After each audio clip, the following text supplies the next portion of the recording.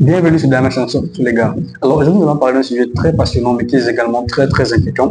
Nous allons parler du vol de données qui a eu lieu où à peu près 16 milliards d'identifiants ont été volés.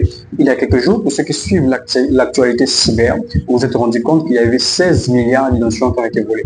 Alors nous allons voir dans cette vidéo comment le fait de cliquer sur un lien dans un email peut faire que vos données soient volées par des logiciels malveillants ou par un site malveillant. On en parle juste après le générique.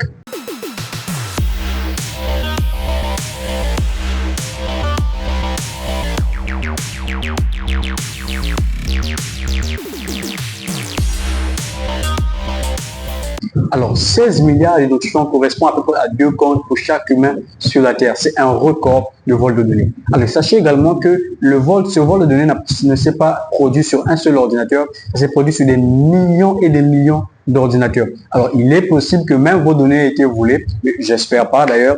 Alors, aujourd'hui, dans cette vidéo, nous allons voir comment est-ce que le fait de cliquer sur un email peut faire que vos données soient volées, comment est-ce qu'il faut éviter, quelles sont les bonnes pratiques à avoir ou à connaître lorsque nous interagissons avec des liens qui sont contenus dans les emails, par exemple, ou lorsque nous interagissons avec des sites web qui peuvent paraître légitimes.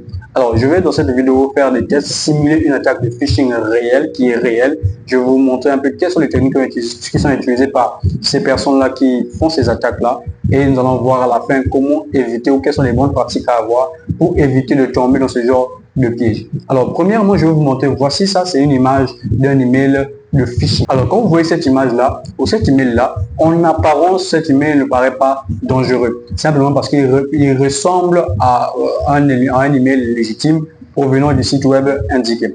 Alors, sachez que les emails de phishing ou d'hameçonnage en français sont faits pour paraître légitimes. Alors, c'est pour que vous ne puissiez pas avoir de doute quand vous voyez ces emails-là.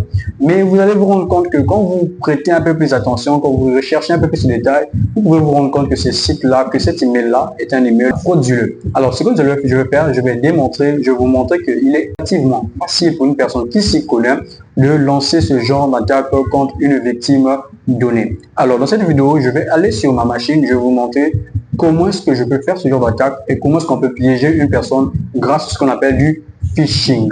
Alors, allons sur mon ordinateur et je vous montrerai tout cela. Alors, avant qu'on aille, je vais vous préciser quelque chose. Pour cela, il faut avoir un email déjà comme celui qu'on vient de voir, qui ressemble à un email qui est légitime. Alors, ce que je vais faire premièrement, je vais créer un template d'email qui va ressembler à l'email que vous avez vu là. Ça paraît légitime, difficile qu'on puisse soupçonner quoi que ce soit sur cet email là. Et puis, je vais également de connexion de type Facebook. Alors, une page qui va ressembler à la page de connexion de Facebook qui sera très réaliste. De sorte que dans l'email que je vais envoyer, je vais mettre un lien qui va rediriger l'utilisateur ou la victime vers une fausse page Facebook qui va ressembler à la page Facebook légitime. Et puis, nous allons essayer de voler les identifiants que la victime va saisir dans cette fausse page Facebook. Après, nous allons rediriger la victime vers la vraie page Facebook et la victime ne va pas se rendre compte, elle va se dire peut-être qu'il y a une erreur et elle va encore certainement ressaisir ces identifiants, mais nous aurons déjà volé ces identifiants. Alors, ce que je vais vous montrer tout de suite là, je vais simuler cela. Donc, on va simuler un template d'email, on va simuler une login page, donc une page de connexion, et je vais créer un code Python que je ne vais pas vous montrer ici. J'ai déjà tout créé parce que le but de cette vidéo, ce n'est pas de vous montrer comment le faire, mais comment prévenir, comment éviter de vous retrouver dans ce genre de situation. Éviter de cliquer sur n'importe quel email et connaître les bonnes pratiques à avoir quand nous interagissons avec des liens dans les emails ou même dans les messages WhatsApp. Alors sur ce, rejoignez-moi sur mon ordinateur. Alors là, je suis sur ma machine attaquante. Alors, je vais vous montrer que c'est une attaque qui est relativement facile à mettre en place pour une personne qui a les connaissances nécessaires. Alors, je suis là, je me mets dans la peau d'une personne malveillante qui essaie de piéger une autre personne. Alors là, j'ai besoin de quelques outils simplement. Je vais simplement ouvrir un répertoire, un dossier. Alors, vous voyez, j'ai une page index HTML que j'ai moi-même créé, codé. Alors, cette page-là, autant pour voir, ça va remplacer la page légitime de Facebook, mais vous allez voir que c'est une page qui ressemble totalement à celle de Facebook. Alors, j'ai également template.html, template.html. Alors, c'est ce template-là que je vais utiliser pour envoyer l'email. Donc, l'email que je vais envoyer prendra la forme qui est dans ce template-là. Donc, le but de cette vidéo, ce n'est pas vous montrer comment est-ce que j'ai codé quoi. Le but de cette vidéo, c'est de vous conscientiser sur le fait de faire attention sur les liens que vous trouvez, que ce soit par email, que ce soit dans les groupes WhatsApp ou je ne sais où. Donc voilà, il y a ces trucs-là. Et il y a aussi c'est un formulaire, ça c'est un script PHP qui me permet de récupérer les identifiants qui seront saisis dans la fausse page de connexion. Et puis là, c'est le script qui me permet d'envoyer l'email. Alors, tout de suite, nous allons passer automatiquement. Je vais aller rapidement pour envoyer cet email-là. Alors, j'ai déjà configuré l'adresse email que je vais attaquer. J'ai aussi déjà configuré les serveurs, tout ça. Alors ça, vous n'avez pas besoin de connaître tout ça puisque c'est la personne qui met en place l'attaque de se soucier de ça. Donc, c'est pour vous montrer simplement que c'est un truc qui est relativement, c'est une attaque qui est relativement facile à mettre en place pour une personne ayant des connaissances. Alors là, je vais juste exécuter, mon script. Alors, j'ai exécuté mon script. Je vois ici là qu'on me dit email envoyé avec succès. Donc, mon email a été envoyé. Alors, on va aller sur la boîte mail de la victime pour voir si elle a véritablement reçu l'email que nous venons d'envoyer grâce à notre script. Alors, j'ai même pas utilisé un client email. J'ai juste utilisé un script en Python. Alors, nous voici sur la boîte mail de la victime. Alors, vous voyez que la victime a reçu un message provenant de support@facebook.com. Alors, notez quelque chose, je vais vous montrer tout ce qu'il faut noter à la fin. Alors, j'ouvre le mail et je vois ce mail-là. Alors, je vous rappelle que ce template-là, je l'ai moi-même codé. Donc, ça paraît légitime, ça paraît naturel. On dirait que ça vient véritablement de Facebook parce qu'on dit, on voit le logo de Facebook, on voit alerte de sécurité. Bonjour, quelqu'un a tenté de se connecter à votre compte Facebook depuis un appareil ou un emplacement que nous ne connaissons pas. Si c'était vous, vous pouvez ignorer ce message. Si ce n'était pas vous, nous vous recommandons de sécuriser votre compte dès maintenant. Alors, ça paraît légitime. C'est ce type de message également qu'on peut recevoir quand il y a des activités suspectes qui sont détectées sur nos comptes. Alors, si on peut cliquer sur le lien simplement, il y a un lien ici, on dit vérifier votre compte. Alors, je clique sur le lien, vérifier mon compte. Je vois que ça me ramène sur une page Facebook. Ok, je vais mettre allons-y pour l'adresse mail.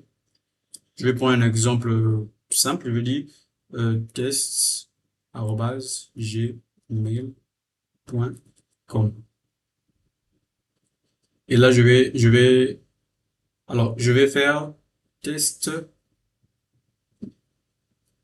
On va mettre ici test 25@gmail.com. Là, je vais dire mot de passe. Je vais mettre passe simplement. Passe P-A-S-S. OK. Et on va cliquer sur se connecter. Partout. Jusque-là, rien d'anormal. Alors, on clique, on voit que, voilà, on revient encore sur la page Facebook. Qu'est-ce qui s'est passé exactement? On a cliqué, normalement, on doit se connecter. Pourquoi on nous ramène sur la page Facebook, sur la page de connexion de Facebook? Alors, ça peut paraître naturel, mais derrière, j'ai volé les identifiants qui ont été saisis. Là, ça paraît normal, on a l'impression que rien ne s'est passé. Le réflexe serait ici de recommencer, de refaire une connexion. Mais là, vous rendez pas compte, mais j'ai déjà récupéré où la personne, l'attaquant ou bien la méchante personne, peu importe comment vous voulez l'appeler, ou le hacker ou bien le pirate a déjà récupéré les identifiants. Je vais vous montrer les identifiants que je viens de récupérer sans que vous puissiez vous en rendre compte. Alors, je vais revenir sur ma machine attaquante. Voilà sur ma machine attaquante. Alors, je vous ai dit que les identifiants qui ont été volés ont été enregistrés ici, parce que le script enregistre les identifiants ici. Je vais ouvrir les identifiants, ce document texte-là. Alors, vous voyez que les identifiants que je viens de saisir, si vous vous souvenez, si vous voyez l'heure, les identifiants que je viens de saisir sont ici. Sans que la personne puisse se rendre même compte, j'ai récupéré ces identifiants, c'est-à-dire test25@gmail.com et le mot de passe passe. Alors là, vous allez vous dire, bon, la connexion a échoué, je dois recommencer. Or, vos identifiants ont déjà été récupérés. Je peux les réutiliser pour me connecter à votre compte plus tard. Donc, c'est relativement facile, c'est relativement rapide pour mettre en place cette attaque-là. Alors voici, le test est terminé. Vous avez pu voir que c'était relativement facile à mettre en place. On pouvait facilement tromper une personne, une victime. Alors, je vais noter quand même quelques trucs qui pourraient attirer votre attention la prochaine fois. Alors, la première des choses, je vais vous montrer l'email. Alors, comme vous voyez cet email-là, si vous regardez bien l'adresse l'adresse source, donc ici support@facebook.com. Mais si vous regardez bien, vous voyez que c'est pas vraiment facebook.com. Si vous regardez bien, c'est www.support@facebook.c. C'est pas le O, mais c'est le chiffre zéro. Alors, c'est difficile de remarquer au premier abord. Parce que le but, c'est que je ne peux pas utiliser le vrai nom de domaine de Facebook. Pourquoi? Parce que le nom de domaine facebook.com est déjà attribué à Facebook. Je ne peux pas l'utiliser. Alors, une personne malveillante qui veut simuler, par exemple, une page de connexion Facebook ou un email provenant, entre guillemets, de Facebook, va faire en sorte que tu ne puisses pas te rendre compte qu'il y a une petite erreur dans le nom de l'adresse de provenance de l'email. C'est un détail déjà que vous pouvez surveiller. Quand vous recevez un email, vous regardez bien quel est l'expéditeur qui m'a envoyé cet email.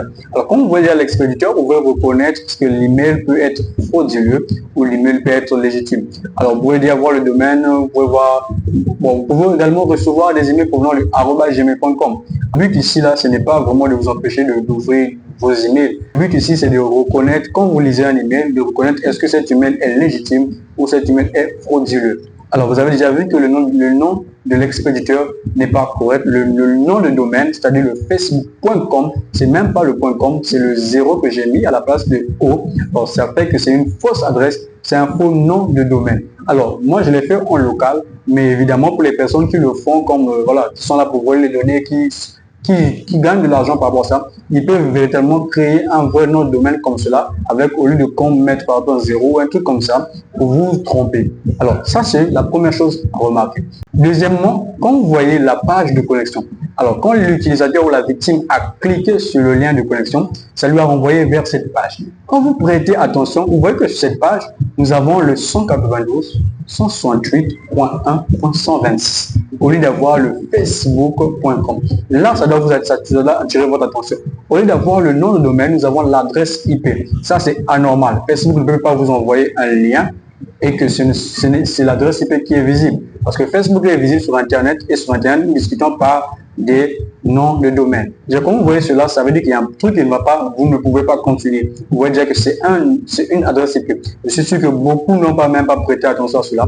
Et puis la deuxième chose aussi, également, vous voyez qu'on écrit not secure. Alors en français, c'est simplement, ce site n'est pas sécurisé. Ne cliquez jamais ou n'entrez jamais sur un site où vous voyez ceci, où on écrit ce site n'est pas sécurisé. C'est possible que ce soit un vrai site, mais vos données seront visibles en clair. Ou ça peut aussi être un site frauduleux, parce que la personne n'a peut-être pas voilà. Il y a beaucoup de choses. Donc évitez de rentrer sur un site où vous voyez déjà que ce n'est pas sécurisé. Et il faut bien vérifier le nom de domaine de la barre de navigation ici, de vérifier que le nom de domaine, c'est par exemple, est-ce que c'est bien facebook.com. Alors, ceci, c'est la page légitime de Facebook. Alors, vous voyez ici que il y a bien HTTPS et il y a le cadenas que vous voyez là. Ça veut dire simplement que le site est sécurisé. Et vous voyez qu'il y a bien web.facebook.com. Alors ça, c'est la page web. Ça, c'est la version web de Facebook. Alors vous voyez que ça, c'est le vrai site. Alors ce qui s'est passé, c'est que l'utilisateur a cliqué sur notre lien et arrivé sur notre fausse page qui ressemble à la page légitime de Facebook, a saisi ces informations, a cliqué sur soumettre ou a cliqué sur se connecter. Alors, au lieu de se connecter, puisque nous n'avons pas accès au vrai site Facebook, nous avons juste redirigé l'utilisateur vers le vrai site Facebook. L'utilisateur se rend compte que c'est dit peut-être qu'il n'y a rien qui s'est passé, qu'il n'y a rien, il y a peut-être une erreur. Or, ces données ont déjà été volées, comme nous l'avons vu tout à l'heure. Alors, donc, voici le vrai site de Facebook. Donc, ce qui s'est passé, la personne se connecte, on redirige la personne vers le faux site de Facebook. Alors, l'un des moyens de se défendre ou de se prémunir contre ce type d'attaque, déjà, il faut choisir les mots de passe qui sont forts. Alors, ça ne sert à rien puisque si vous saisissez votre mot de passe et la personne va récupérer ce mot de passe là. Et surtout, il faut activer l'authentification en multifacteur. J'en ai parlé dans une de mes vidéos que je vais mettre là au-dessus là. Alors, j'ai même parlé de comment l'activer sur Facebook, sur WhatsApp. Alors, sachez également que ce vol de données a eu lieu sur beaucoup de réseaux sociaux. Il y a Facebook, il y a Instagram, il y a Apple, il y a beaucoup de réseaux, des grands réseaux que nous connaissons. Donc, ça dépend de votre hygiène numérique. Alors, n'ouvrez pas, ne cliquez pas sur n'importe quel lien que vous voyez, que ce soit par WhatsApp, que ce soit par email. Faites toujours attention à vérifier quelle est la provenance de ce lien et qu'est-ce que ce lien-là, vers où le lien-là me dirige. Alors, je vais vous montrer par email comment vérifier où le lien vous dirige. Alors, avant même de cliquer sur le lien, vous avez la possibilité de voir où est-ce que le lien vous mène. Alors, ce que vous devez faire, vous venez simplement ici, vous cliquez pas, vous survolez avec votre souris le lien et vous voyez en bas à gauche. En bas à gauche, vous pouvez voir l'adresse où le lien vous conduit. Alors là, vous pouvez voir, là, vous allez voir 192.168.1.126. Vous savez déjà que non, ça ne peut pas être vrai, c'est un fake. Je ne peux pas cliquer dessus. Donc, vous survolez, vous cliquez pas, vous survolez juste comme ça avec votre souris. Et vous voyez à gauche, vous pouvez voir vers où le lien vous conduit. C'est un moyen rapide et simple de voir vers où le lien qu'on vous propose vous conduit. Alors, j'espère que cette vidéo a été très intéressante et très instructive pour vous.